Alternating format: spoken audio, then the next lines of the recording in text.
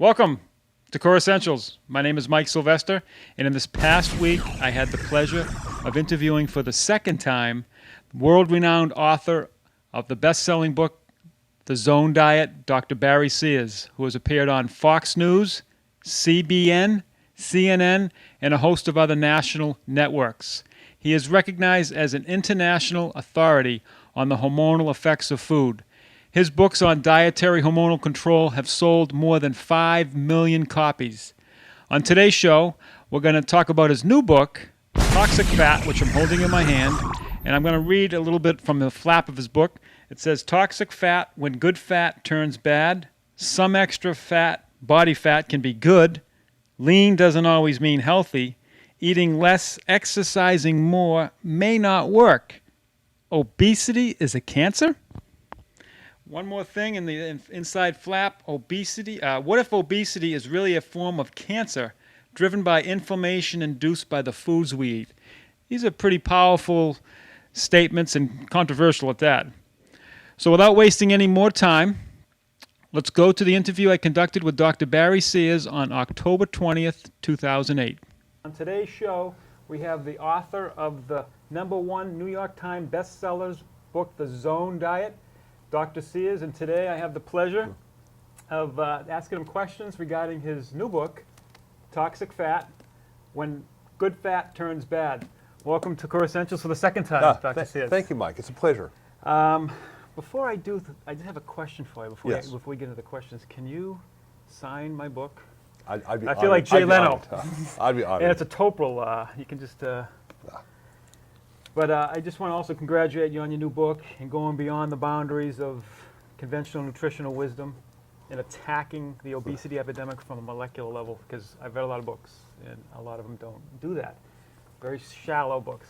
And like I said on the heading of our show, you say here some extra body fat can be good, lean doesn't always mean healthy, and eating less, exercising more may not work, and obesity is a cancer.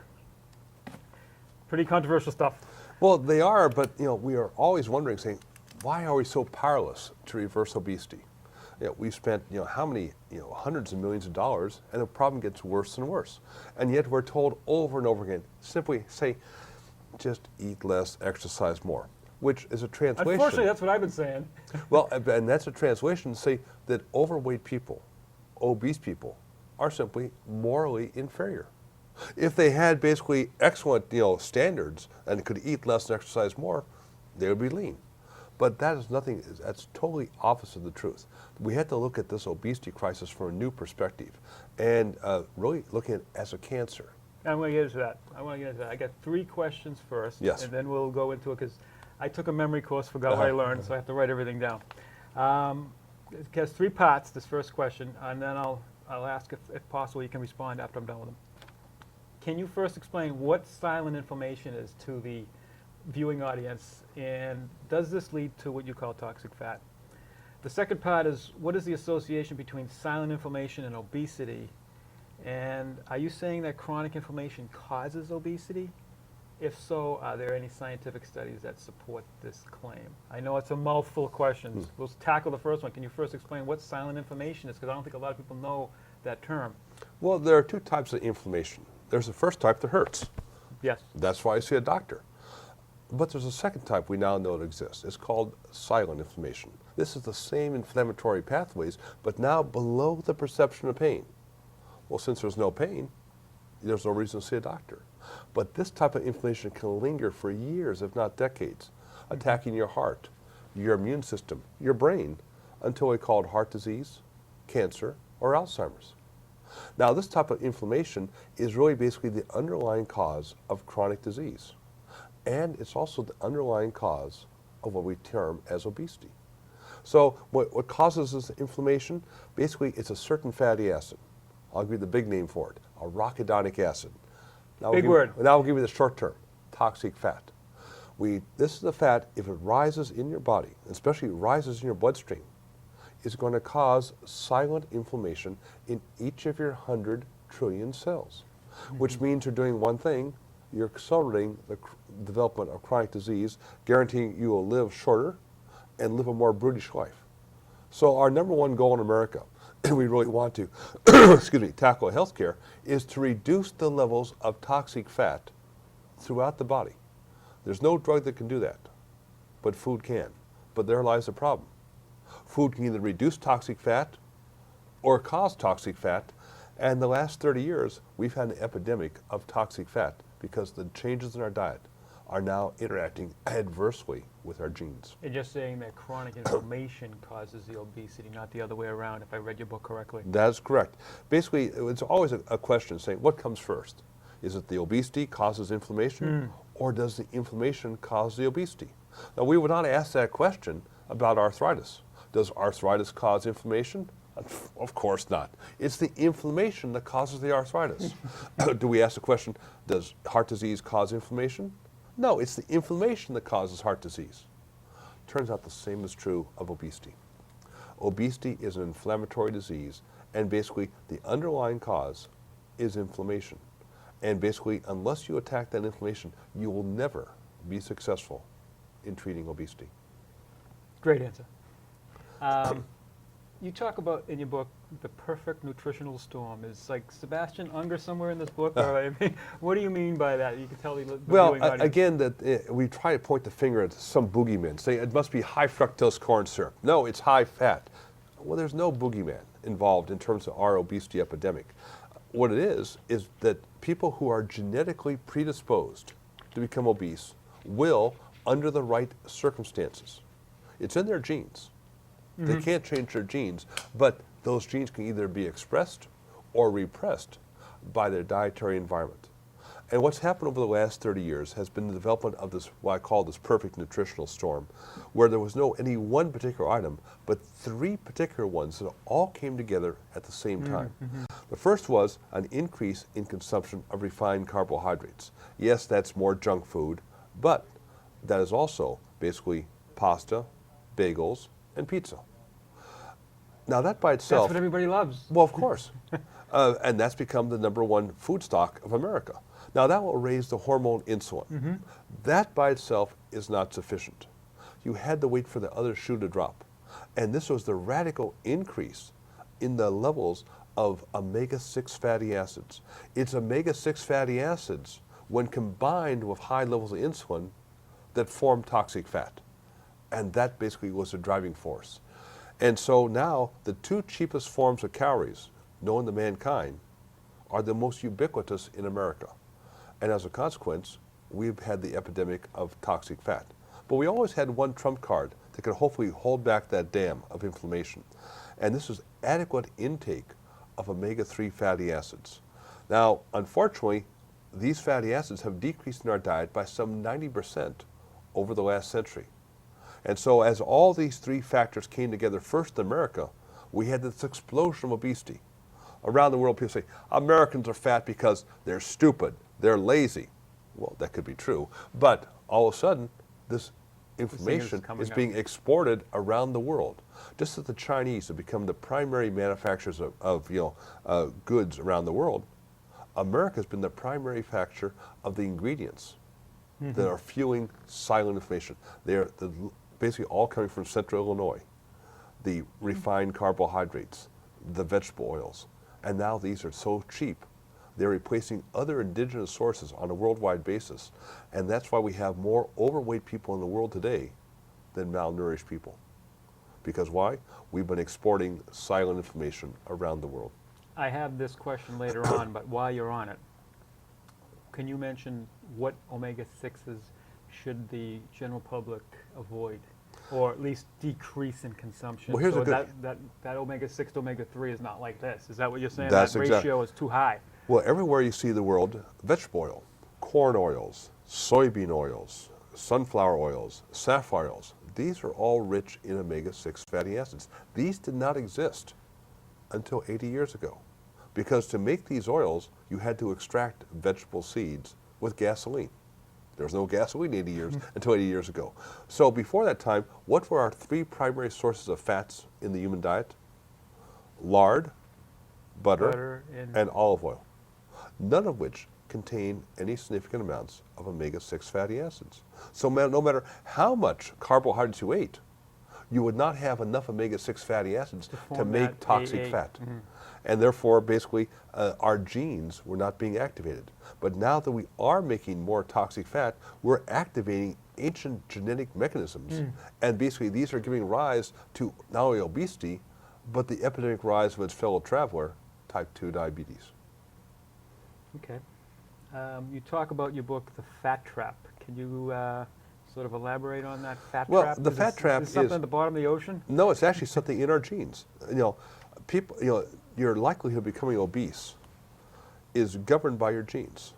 In fact, your likelihood of becoming obese is more highly correlated to your genetics than is your likelihood of becoming tall. And so basically, about 75% of Americans are genetically predisposed to become obese. Not that they will, but it's how their genes are being activated by their diet. As long as they had not a pro-inflammatory diet, a diet that was increasing toxic fat, then those genes were under control. They were repressed. But as the levels of toxic fat have been increasing in our bodies, those genes are now being activated, and the first sign of those is increased fat. Initially, it can be, excuse me for a second. Yeah, actually, while you do that, I'm going to turn say, this off here. hey, Yeah. this is the real world now. And we also have... Chip, I'll call you back in a few minutes. Bye-bye. Sorry about that. I think it's perfect because I was going to say in your book that obesity is just going to lead right into it. You say in your book that obesity is a cancer, which is a powerful statement. Yeah. And you also say that accumulation of excess body fat initially represents a biological defense trying to protect our bodies from this potential cancer. Can you explain that a little bit there? Well, again, that You're kind of going on that track, so I just wanted to get it in there. as we basically built the levels of toxic fat, we actually have defense mechanisms to protect ourselves. Now, toxic fat is, as the word says, it's fat. So, what better way to basically remove toxic fat from the blood than to bury it in a toxic waste dump? Now, what's the most appropriate toxic waste dump? Excess body fat. And it turns out there are unique mechanisms in our genetics that as the levels of arachidonic acid or toxic fat increase, They kind of store in the fat cells? No, they stimulate the fat For more fat. to make more fat cells to basically act as toxic waste dumps to suck it out of the circulation. And this leads to a very interesting paradox. And that is overweight people live longer than normal weight people. That's a radical statement, Dr. Sears. Radical, but true. It comes from such a basically an off the wall organization called the Centers for Disease Control, and they said, let's just look. We got all those numbers here. Let's look at, say, a simple aspect: death. We can, I don't care what you die of. Do you die? And look at how that is related to your percent body fat. Well, it turns out the people who are overweight at all age groups were living longer than people who are normal weight. And yes, at the extremes, the very, very obese and the very, very thin, the rates of death would go up. Yeah. But in that section of where you had the lowest death rates, it was the overweight people who were living the longest. Well, how to explain this? Well, you could say, liar, liar, pants on fire to the CDC, but that's not and that's what Harvard did, say, you liar, liar. Well, no, because Mayo Clinic did the same thing, same results. CDC did again, say same results. This is in your book, I remember reading that too. So how can we explain this? Well, it turns out it's far better to be fat than inflamed. Because fat, basically, that's not a disease state. Obesity is not a disease. It's only when the inflammation consequences of obesity begin to spread into the bloodstream that can basically attacking other organs. That becomes the smoking gun that links obesity to other disease states. How do you know when that is happening? Like, it's a perfect lead into my next question. Any test that can tell someone if toxic fat is getting out of hand? Let me ask you a question. How do you know what your cholesterol levels are? Blood test. Well, can you look at somebody? Nope. That's right. Same thing is true about toxic fat. The only way to do is a blood test. Now, we have developed a blood test, but there are certain ways that you can do without a blood test. Now, that's important because I hate blood tests. That's why I have an annual physical every 5 years. Mm-hmm. But what you're looking at is saying, not any one question, but if you answer yes to more than 3 of these questions, you probably have high levels of toxic fat in the bloodstream. This is like a clinical test. Like going to Midas Muffler. So that you'll say, okay, 1, are you overweight?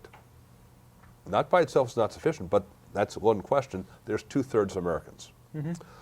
Okay, are you taking a statin Statin drug. to lower cholesterol? Yeah. If Like the, Lipitor or Prevacor or any of those, anything's the statin, basically, that will raise the levels of toxic fat. Or are you taking drugs to basically treat hypertension, like diuretics or beta blockers? That will basically increase levels of toxic fat. Or are you basically groggy upon awakening? Or are your fingernails a little brittle? Or are you all constantly craving carbohydrates? Or are you especially hungry 2 hours after dinner? And this sounds a little like looking at pigeon entrails, but if you can answer yes to more than 3 of those questions, you probably have high levels of toxic fat, no blood test required. Let me Yeah. ask you another question. We hear so much about metabolic syndrome Right. with high triglyceride, low HDL, adiposity around the central sense, around the stomach. Would that sort of give the clue to the clinician as well, or is that something totally Oh different? no, that's Would the that first. be on the same That's page? that's the first sign that toxic fat is now being spreading. Basically, it's leaching out of the bloodstream into the system and causing inflammation, primarily into the muscle cells, which gives rise to all those aspects, and also in the liver, of basically what we call metabolic syndrome. Now, this is kind of a leaching out of toxic waste into the bloodstream. Now, when it begins to basically really flow, now you've got metastatic fat. So I guess and- it's metastasizing like a And, cancer. yeah, and now basically you're going to have some real problems. Now you're going to see the first clinical sign. Is that why you're saying it's like a cancer? Exactly. Just That by makes sense to basically me. that, if you have, let's say, a tumor, it could be a benign tumor. It might be as big as a basketball, but it doesn't impede cellular function. You can live with that for a long time. But if that tumor metastasizes and goes throughout the body and starts growing in other areas and compromising body function, you're going to die very quickly. Now, this means that people who are overweight, well, they've got a benign tumor. They've got a tumor. It's big. You can see it. But it's benign. The toxicity is now encapsulated. They're going to live a long time. They're not going to look very good in swimsuits, but they're going to live a long time. But if that toxicity begins to leach out and travel through the bloodstream to basically insert itself into every other cell, your lifetime is going to be now shortened. It's going to be a more brutal lifetime. Once you develop type 2 diabetes, you might as well take 10 to 15 years off the calendar. So that's why we say, oh, if he's obese, he's going to die tomorrow. No, And we just don't see that in literature. no. But what you're finding out, a surprising number of obese individuals, about 1/3, are completely healthy. A surprising number of lean individuals, they look good in swimsuits, are unhealthy. So I was saying from the standpoint, looks very deceiving. Example, one of the patients I work with is the heaviest man in the world, Oh, Manuel Reby. Now, when we first how started much working, was it? How much did he weigh at the, when we first started working? working with Manuel, he weighed over 1,200 pounds. Now, to date, he's lost, but we knew he'd be successful because we measured his blood. He said he's inflamed. He said, this will be easy. Now, in the last 2.5 years, he's lost about 400 pounds. Now, he's still about 800 pounds. He's big. But his But- levels of inflammation have gone down. And he may be the healthiest man in Mexico. His blood cholesterol, perfectly normal. Blood sugar, perfect. Blood pressure, that of a teenager. Resting heart rate, that of a trained athlete, even though he hasn't left his bed in 7 years. I cannot make the man any healthier. Now, does he have another, 300 or 500 pounds to go? Yes, he does. But I'm going out the next weekend to be the best man at Manuel's wedding. Wow! Congratulations. Well, yeah, but it's saying that's a dissociation. You cannot look at a person and tell. say if they have toxic fat. But we You understand. have those clinical features, but you also mentioned that you just said that you had a blood test with this Manuel. Can you explain to the viewing audience what this blood test is and if anyone can get it? What is your doctor going to say when you say, I want my AA to EPA ratio taken or well, whatever blood test they you- might as well say, are you coming from the planet Uranus? Because they won't know what you're talking about. This is a test used primarily in research applications. It's not a classical test. Well, wouldn't you think that it would, since it's such an epidemic, the obesity epidemic, that there would be some sort of test that they would at least do for you? Well, what's our first test of obesity? Take your clothes off and stand just stark look in naked in the front of the mirror. Say, you're fat. Go on the scale. Well, that doesn't tell you whether you're fat and you're inflamed or fat and not inflamed. If you're fat and inflamed, you've got basically one foot in the grave and the other foot on a banana peel. Bad things are going to happen. But if you're fat and you're not inflamed, according to the CDC, you might live a very long time. So we have to be rethinking this whole obesity crisis as not a crisis of basically lack of willpower. Let me give you an example. You're a man of will, right? I think so. All right. Here's a test of how I don't much. have one. A test of how much will you have. Hold your breath for 25 minutes. Only if I'm on the Regis and Kelly show. He did it for 17. But, you know, I get your point. say these are biological urges. If I don't have enough oxygen, body says, I don't care how much will you have, open your mouth. Mm-hmm. Now we'll get back to, let's say, the overweight individual. Say, eat less, exercise more. That's my next question. But You if- say that that doesn't work. Well, if they have a fat trap, that means basically now this inflammation is activating of their genes in their adipose tissue.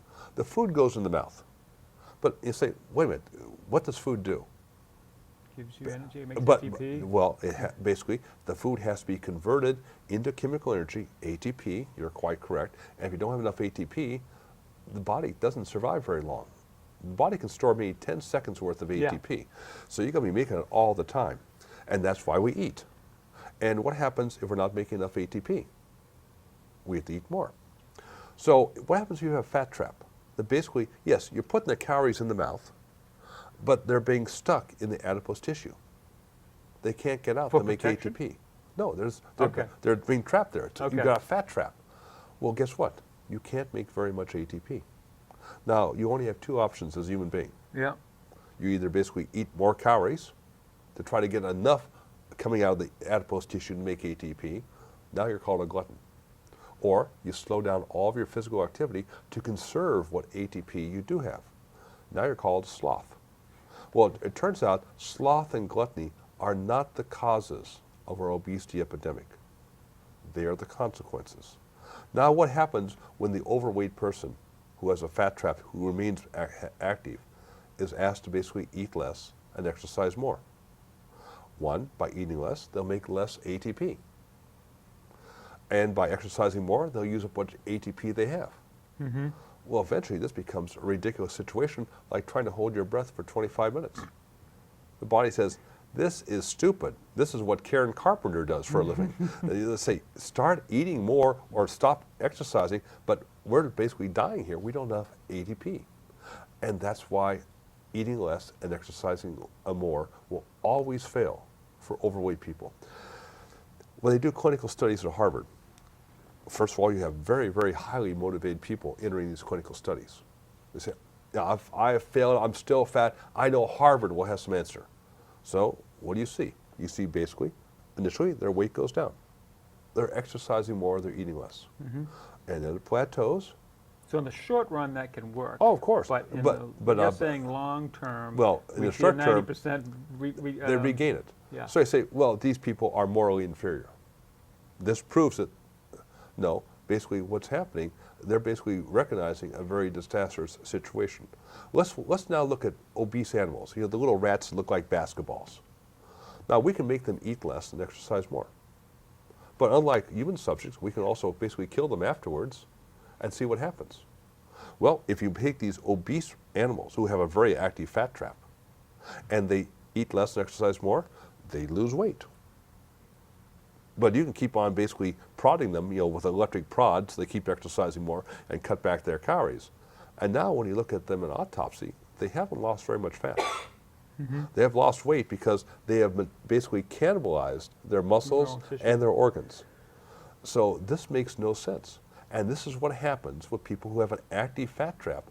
If they exercise more, and they will initially lose weight, but all the weight is cannibalization of their tissue. And now you, as an exercise physiologist, is that a good thing? No. No. You want to have lean body mass so you can. But what if you're cannibalizing it? Say, how long will that go on before you say, this is stupid? Mm-hmm. Not your mind, the body's saying, this is stupid. I need to have more It's like being on the Atkins diet. Exactly. That's why you'll lose weight on the Atkins diet initially, you plateau, and you gain it back. Because basically what has happened, that on the Atkins diet, when you have too little carbohydrates, and the brain needs some, Your body uses fat, doesn't do it too well. Then but it it uses also lean body mass. to make carbohydrates for the brain. Yep. And as you do that, you're increasing the levels of the hormone cortisol, which eventually gives rise to insulin resistance, and because your lack of willpower. Frankly, if you're on the Atkins diet, you're eating 48-ounce porterhouse steaks for lunch and dinner, and basically bacon and eggs for breakfast, who'd want to cheat on that? But basically we're seeing the body rebelling hormonally. Yeah. So that this is why we have to relook. This is not a behavioral problem. This is basically a metabolic problem that's now basically our ancient genes are being activated by our new inflammatory diet that's causing levels of toxic fat to increase. We are going to take a break, and we'll be right back.